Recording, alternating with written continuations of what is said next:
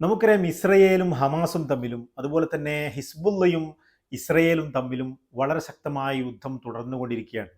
ഒരു വർഷം പിന്നിട്ടിട്ടും തങ്ങളുടെ പക്ഷത്ത് നിന്ന് പിടിച്ചുകൊണ്ടുപോയ ബന്ദികളെ രക്ഷപ്പെടുത്തുവാനോ ഹമാസിനെ പൂർണ്ണമായി ഇല്ലാതാക്കുവാനോ കഴിയാതെ അങ്ങനെ യാതൊരുവിധ യുദ്ധ ലക്ഷ്യങ്ങളും പൂർത്തീകരിക്കാൻ കഴിയാതെ ഗസയിൽ ആയിരക്കണക്കിന് ആളുകളെ കൊന്നൊടുക്കിക്കൊണ്ടിരിക്കുന്ന ഇസ്രയേലിൻ്റെ ഈ നരഭോജിത്വത്തിനെതിരെ ലോകരാഷ്ട്രങ്ങളും മറ്റുമൊക്കെ രംഗപ്രവേശനം നടത്താൻ തുടങ്ങി.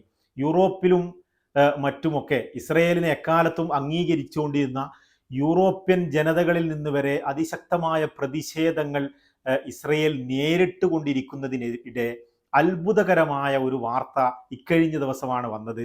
ഇസ്രയേലികൾ തന്നെ നെതന്യാഹുവിനെ കൊല്ലാൻ നടക്കുന്നു എന്നുള്ള വിഷയമാണ്. ഇസ്രയേൽ തന്നെ ഈ വിഷയം അവർ തന്നെ ഞെട്ടിപ്പിക്കുന്ന രീതിയിൽ ഇസ്രയേലി ഭരണകൂടം, ഇസ്രയേലി പ്രസിഡന്റ് തന്നെ ഈ വിഷയത്തിൽ വളരെ ശക്തമായി പ്രതിഷേധിക്കുന്നതും മുന്നോട്ട് വരുന്നതും അതിന് വേണ്ടത് ചെയ്യണമെന്ന് പറഞ്ഞ് മുന്നോട്ട് വരുന്നതൊക്കെയാണ് നമ്മൾ കണ്ടത്. അതായത് നെതന്യാഹുവിൻ്റെ സിസേറിയയിലുള്ള ഭവനത്തിന് നേരെ ആക്രമണം, ഫ്ലാഷ് ബോംബ് എറിഞ്ഞുകൊണ്ട് നെതന്യാഹുവിനെയും കുടുംബത്തെയും ഇല്ലാതാക്കുക എന്നുള്ള ലക്ഷ്യത്തോടു കൂടി വസതിക്ക് നേരെ ബോംബെറിഞ്ഞു എന്ന ഒരു വാർത്തയാണ് 2 ദിവസം മുമ്പ് പുറത്തു വന്നത്. എന്നാൽ ഇന്ന് ഏകദേശം പുറത്തു വരുന്ന വാർത്തയനുസരിച്ച് 3 ഇസ്രയേലികളെ ഇസ്രയേലി പോലീസ് അറസ്റ്റ് ചെയ്തിട്ടുണ്ട് എന്നുള്ളതാണ്. അതായത് ഒരു മാസങ്ങൾക്ക് മുമ്പാണ് ഏകദേശം ഹിസ്ബുള്ള ഇതേ സിസേറിയയിലെ നെതന്യാഹുവിൻ്റെ വീട് ഡ്രോൺ ആക്രമണത്തിലൂടെ നെതന്യാഹുവിനെ ലക്ഷ്യമിട്ടതെങ്കിൽ അന്ന് നെതന്യാഹുവോ അതുപോലെ തന്നെ ബെഞ്ചമിൻ നെതന്യാഹുവിൻ്റെ ഭാര്യ സാറയോ അവിടെ ഉണ്ടായിരുന്നില്ല. അതുകൊണ്ട് തന്നെ അവർക്ക് യാതൊരു പരിക്കും പറ്റാതെ രക്ഷപ്പെട്ടു എന്ന് തന്നെ വേണം കരുതാൻ. ഉണ്ടായിരുന്നെങ്കിൽ ഒരുപക്ഷെ അവരുടെ ജീവൻ വരെ അപായത്തിൽ അയക്കാവുന്ന രീതിയിലാണ് ഹിസ്ബുള്ള എല്ലാവിധ അയൺ ഡോമുകളെയും പ്രതിരോധ സംവിധാനങ്ങളെയും വെട്ടിച്ചുകൊണ്ട് പ്രധാനമന്ത്രിയുടെ വസതിക്ക് തന്നെ ആക്രമണം നടത്തിയിരുന്നത്. അന്ന് ഇസ്രയേൽ ഒരു പക്ഷേ ഞെട്ടിയിരുന്നു. അതിനുശേഷം ബെഞ്ചമിൻ നെതന്യാഹു തന്നെ പുറത്തുവിടുന്ന വാർത്തയനുസരിച്ച് ബങ്കറിൽ ഇരുന്നു കൊണ്ട് ആണ് കാര്യങ്ങളൊക്കെ, ഓഫീസ് വർക്കുകളൊക്കെ ചെയ്തുകൊണ്ടിരിക്കുന്നത്. അതുകൊണ്ട് തന്നെ ഒരുപക്ഷെ ഈ ആക്രമണത്തിൽ നിന്നും നെതന്യാഹു രക്ഷപ്പെട്ടിരിക്കുന്നു. കാരണം അദ്ദേഹം ബങ്കറിലാണ് കുറച്ചു കാലങ്ങളായി ഉണ്ടാവാറുള്ളത്. അതീവ സുരക്ഷയുള്ള മേഖലയിൽ ഇരുന്നു കൊണ്ട് ഓഫീസ് വർക്ക് ചെയ്യുന്ന ഒരു സ്ഥിതിയാണ്. പക്ഷേ ഒരു സ്വന്തം പ്രധാനമന്ത്രിയെ ഇത്രയും വലിയ സുരക്ഷയും സന്നാഹവും ഉണ്ടെന്ന് അവകാശപ്പെടുന്ന ഒരു രാഷ്ട്രത്ത് നിന്ന് തങ്ങളുടെ പ്രധാനമന്ത്രിയെ വധിക്കാൻ വേണ്ടി അവിടുത്തെ ജനങ്ങൾ തന്നെ മുന്നിട്ടിറങ്ങുമ്പോൾ ഈ വിഷയം ഇസ്രയേൽ തന്നെ വളരെ ഗൗരവത്തോടു കൂടിയാണ് എടുക്കുന്നത്. നമുക്കറിയാം, അവിടെയുള്ള ജനങ്ങൾ ലോകരാഷ്ട്രങ്ങൾക്കും മറ്റുമല്ല, യൂറോപ്പിനോ അറബ് രാഷ്ട്രങ്ങൾക്കോ മറ്റുമല്ല, ലോകത്തെ മനുഷ്യത്വമുള്ള എല്ലാവർക്കും ഈ നെതന്യാഹുവിൻ്റെ ഈ യുദ്ധം മടുത്തിരിക്കുന്നു. കാരണം ഗാസയിലെ സാധാരണക്കാരായ UN തന്നെ പുറത്തുവിടുന്ന റിപ്പോർട്ട് പ്രകാരം കുട്ടികളെയും സ്ത്രീകളെയുമാണ് ഏറ്റവും അധികം ഈ നെതന്യാഹു കൊന്നൊടുക്കിക്കൊണ്ടിരിക്കുന്നത്.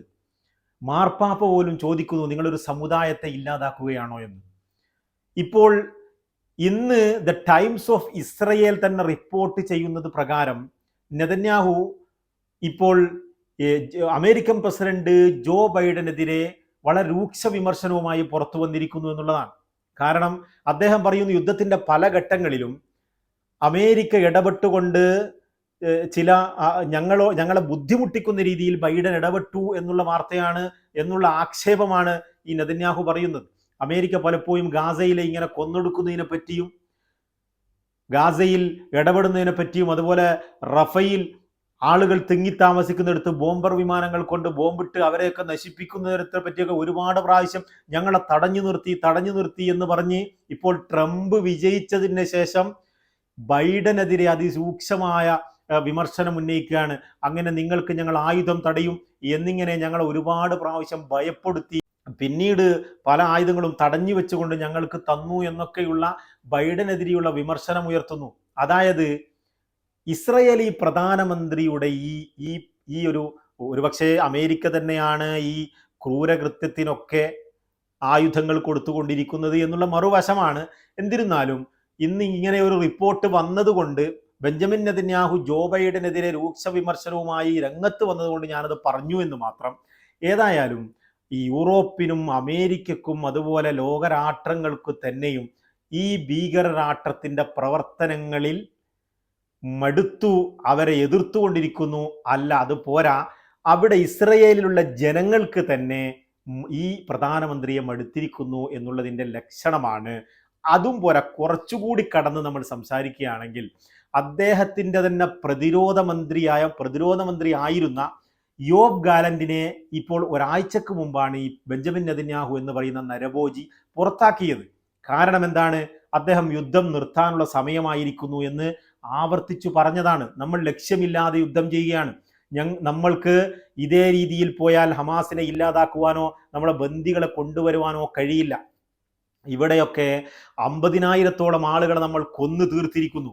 ലക്ഷ്യമില്ലാതെ ഇങ്ങനെ യുദ്ധം ചെയ്യുന്നത് കൊണ്ട് ഒരു ഉപകാരവുമില്ല, നമ്മൾക്ക് ഡീലിലെത്താം, യുദ്ധം നിർത്താനുള്ള സമയമായിരിക്കുന്നു എന്ന് യോവ് ഗാലന്റ് പറഞ്ഞത് ബെഞ്ചമിൻ നെതന്യാഹുവിന് പിടിച്ചില്ല. അദ്ദേഹത്തിന് ഇങ്ങനെ ഒരു സമുദായത്തെ മാർപ്പാപ്പ ചോദിച്ചതുപോലെ ഇല്ലാതാക്കാനുള്ള നരഭോജിത്വ സ്വഭാവം തുടർന്നുകൊണ്ടിരിക്കണം എന്നുള്ളതാണ്.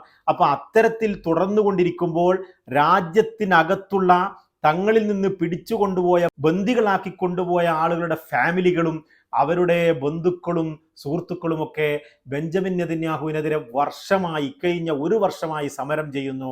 എന്നാൽ ഇതൊന്നും തിരിഞ്ഞു നോക്കാതെ, തീരെ പരിഗണിക്കാതെ, തൻ്റെ ജനങ്ങളെ പരിഗണിക്കാതെ യുദ്ധം എന്നുള്ള ഒരു ചിന്തയിൽ നീങ്ങിക്കൊണ്ടിരിക്കുന്ന ബെഞ്ചമിൻ നെതന്യാഹുവിനെ വധിക്കാൻ അവിടെയുള്ള ഇസ്രയേലികളായ ആളുകൾ തന്നെ മുന്നിട്ട് വരുന്ന ഒരു സമയമാണ് ഇപ്പോൾ കണ്ടുകൊണ്ടിരിക്കുന്നത്. എന്തൊരു നരഭോജിത്വമാണ്, എന്തൊരു ഭീകര സ്വഭാവമാണ് ഈ രാഷ്ട്രം ചെയ്തുകൊണ്ടിരിക്കുന്നത്.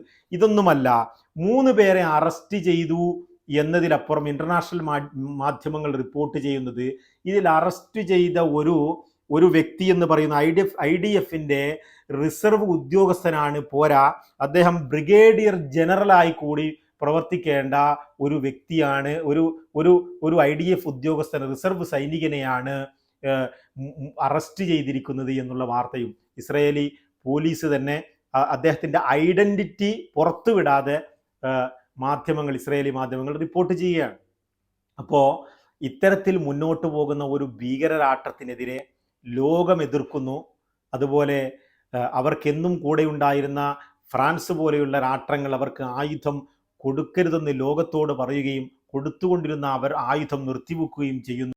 ഈ പോക്ക് അപകടത്തിലേക്ക് തന്നെയാണെന്നാണ് സൂചിപ്പിക്കുന്നത്. കാരണം ഇക്കഴിഞ്ഞ ദിവസങ്ങൾ ഇസ്രയേലിനകത്തു തന്നെ ഉണ്ടായ പല വാർത്തകളും നമുക്കറിയാം. ഇസ്രയേലിൽ ഇറാന്റെ ചാരന്മാരാണോ മറ്റോ എന്ന് സംശയിക്കുന്ന ചില പ്രവർത്തനങ്ങൾ, ബെഞ്ചമിൻ നെതന്യാഹുവിന്റെ ഓഫീസിൽ നിന്ന് തന്നെ പല രേഖകളും മോഷ്ടിച്ചു പോകുന്നു.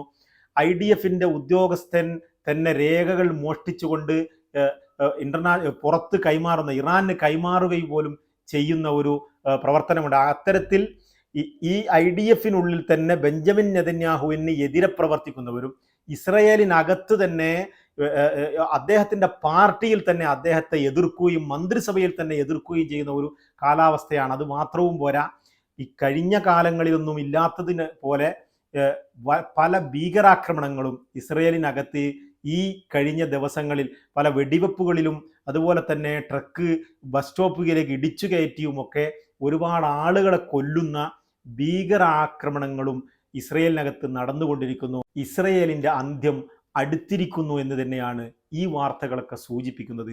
തൽക്കാലം വിട, നമുക്ക് വീണ്ടും കാണാം.